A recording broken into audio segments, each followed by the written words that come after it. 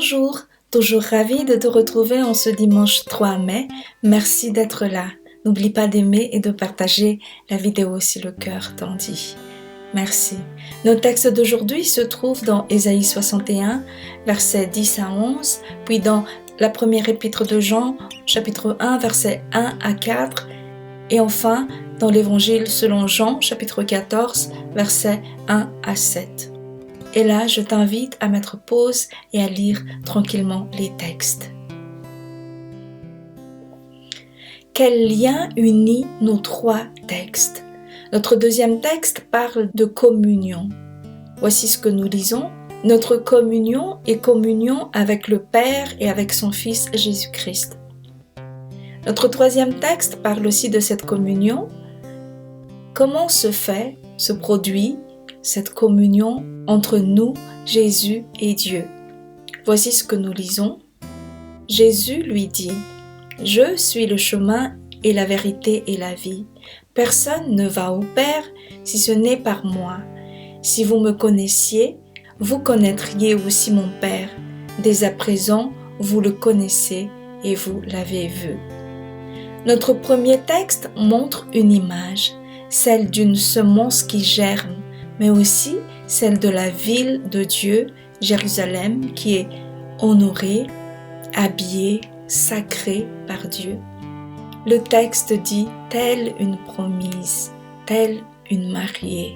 Tout ça montre le genre de relation qu'il y a entre Dieu et son peuple, qui n'est pas une simple relation, mais c'est une communion. Ensemble, nos textes montrent le chemin vers la communion avec Dieu.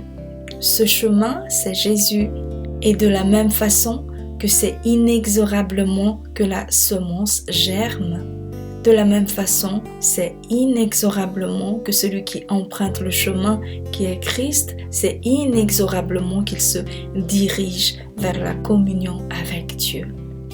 Et plus encore, Jésus n'est pas un chemin, mais c'est le seul chemin vers la communion. Pour aujourd'hui, je vais me concentrer sur ce thème du seul chemin.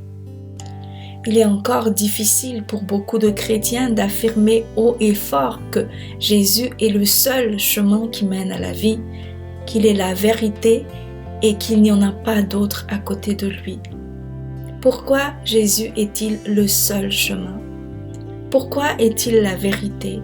Pourquoi est-il le seul à disposer de la clé de la vie et donc de la clé de la mort?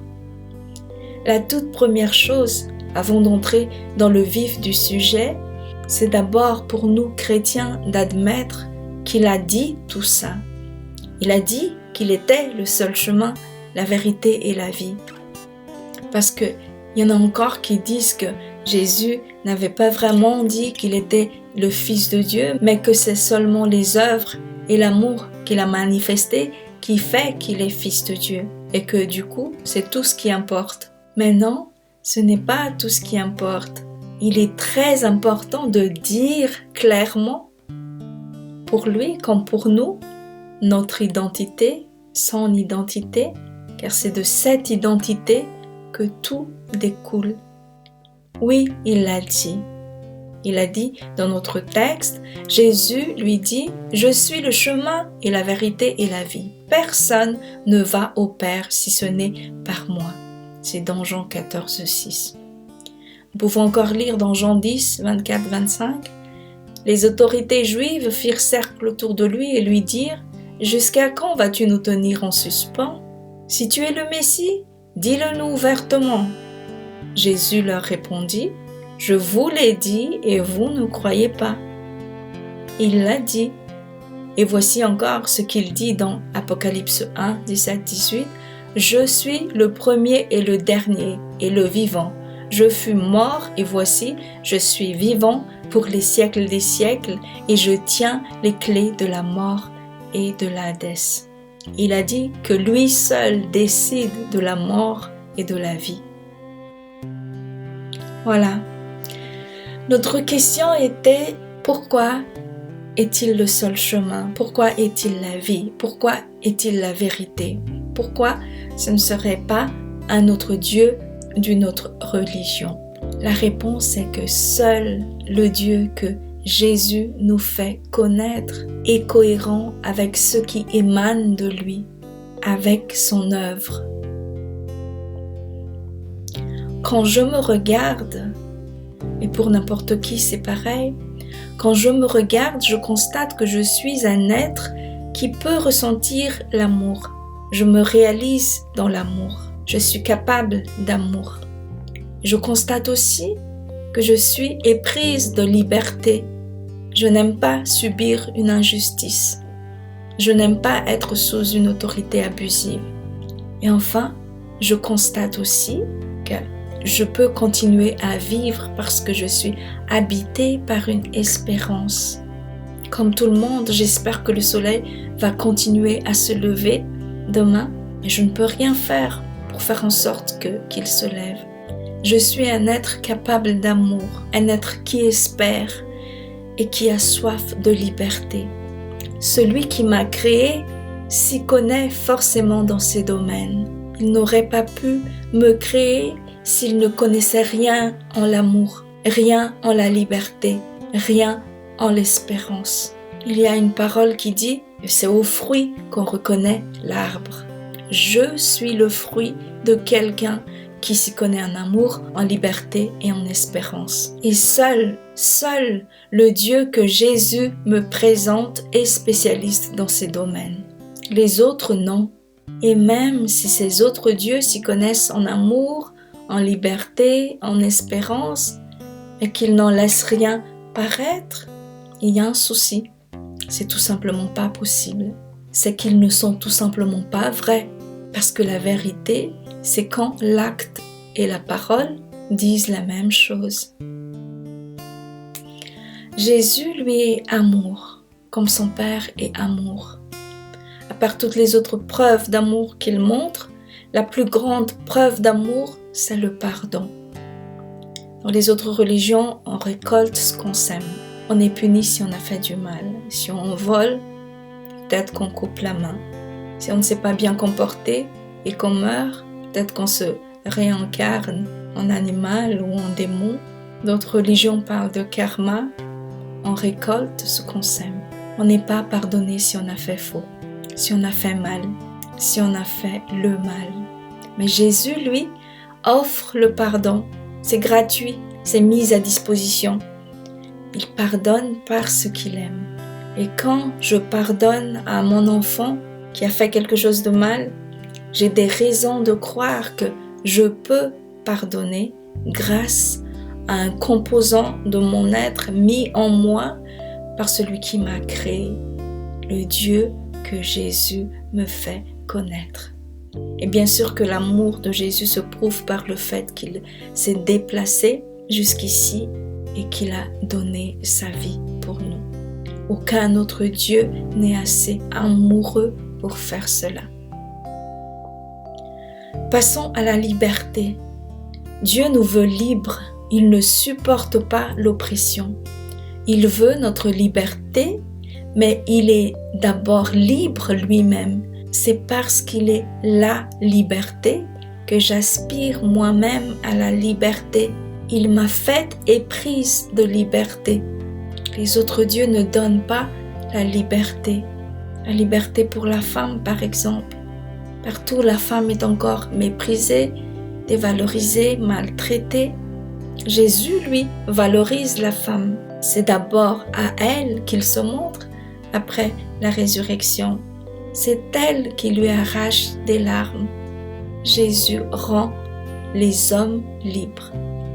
Il nous délivre de l'esclavage, tout comme son Père qui a délivré le peuple d'Israël de l'esclavage. Alors que certaines religions s'appuient encore sur l'existence des castes, d'autres ne donnent pas la valeur à la famille, femmes et enfants. En Jésus, nous sommes valorisés, libres de toute chaîne.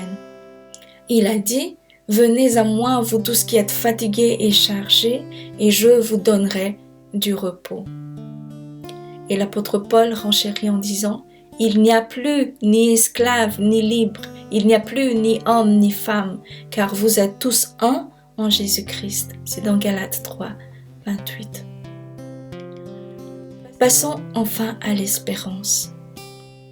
Je ne pourrais pas continuer à vivre si je pense à tout ce que je ne maîtrise pas, comme mon cœur qui bat, mes poumons, ma respiration qui fonctionne, le soleil qui se lève, la terre qui existe, etc., etc. Mais je vis parce qu'il y a à l'intérieur de moi, non pas une naïveté, mais une espérance.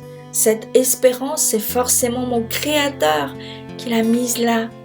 Et quand je regarde tous les autres dieux des autres religions, il n'y a que Jésus et son Père qui font espérer. Il n'y a que Dieu le Père qui peut ressusciter de la mort. L'espérance qui est en moi ne peut venir que de lui. Je ne la vois pas ailleurs. Certaines religions offrent le vide, le silence, mais le silence ne promet rien. C'est de fait qu'il ne promet rien. C'est le vide. Au contraire, Dieu n'est pas silence, mais il est parole. Il est parole et son Fils est la parole faite chair. C'est par sa parole qu'il promet, qu'il peut promettre, qu'il fait alliance. Et c'est ça qui fait naître en moi l'espérance. C'est ça qui fait naître un espoir en moi. Certaines religions possèdent un Dieu qui parle aussi, sauf que c'est pas un partage qui me laisserait un peu de place qu'il offre. Mais c'est essentiellement des lois, des ordres, des obligations, des jougs difficilement supportables. Tout ce qu'il faut pour tuer mon espoir, mon espérance de pauvre pécheur. Celui qui a placé l'espérance en moi ne peut pas en même temps la tuer. Ça ne joue pas. La vraie différence de Jésus, c'est qu'il n'est pas seul. Ils sont deux, le Père et le Fils. Et les deux se font place mutuellement. Et c'est parce qu'ils sont capables de céder de la place que je peux espérer avoir une petite place. Et d'ailleurs, ils m'invitent à les rejoindre dans leur communion. C'est sûr que ça fait peur. Ça fait peur d'aller rejoindre le Dieu Tout-Puissant et nous ne pouvons pas y aller sans Jésus. Jésus est le seul chemin. Il nous dit qu'il ne faut pas avoir peur parce que son Père est plus que gentil. Il est riche en bonté. La preuve, nous pouvons goûter à l'amour, à la liberté, à l'espérance. Grâce à lui, uniquement grâce à lui. Relisons ce que Jésus nous a dit aujourd'hui. Que votre cœur ne se trouble pas. Vous croyez en Dieu, croyez aussi en moi. Dans la maison de mon Père, il y a beaucoup de demeures. Sinon, vous aurais-je dit que j'allais vous préparer le lieu où vous serez. Lorsque je serai allé vous le préparer, je reviendrai et je vous prendrai avec moi, si bien que là où je suis, vous serez vous aussi. Quant au lieu où je vais, vous savez le chemin. Je suis le chemin et la vérité et la vie. Personne ne va au Père si ce n'est par moi. Si vous me connaissiez, vous connaîtriez aussi mon Père. Dès à présent, vous le connaissez et vous l'avez vu. Ces paroles sont dignes de confiance. Nous pouvons espérer en son retour. Nous pouvons espérer en son amour. Sois encouragé dans ton épreuve et sois béni. À bientôt. Au revoir.